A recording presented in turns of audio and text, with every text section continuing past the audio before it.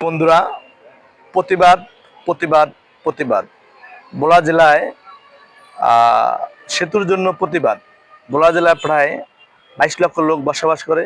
অনেক প্রবাসী আছে, যেখান থেকে অনেক রেমিটেন্স আসে।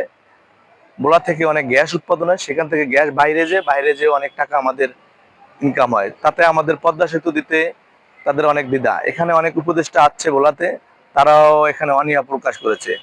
আমাদের কিছু ভাই ভোলা জেলার ভোলা কলেজের অনেক ছাত্র আছে যারা নদীপথে ঢাকায় লং টু মার্চ করছে।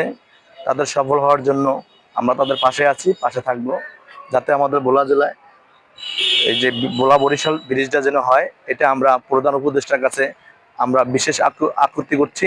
এটা আমাদের সাধারণ মানুষ এবং জনগণের দাবি। ভোলা জেলায় বিশেষ করে যেখানে হচ্ছে আপনার এখানে অনেক লোক অসুস্থ হলে আমরা ঢাকামুখী হতে পারি না।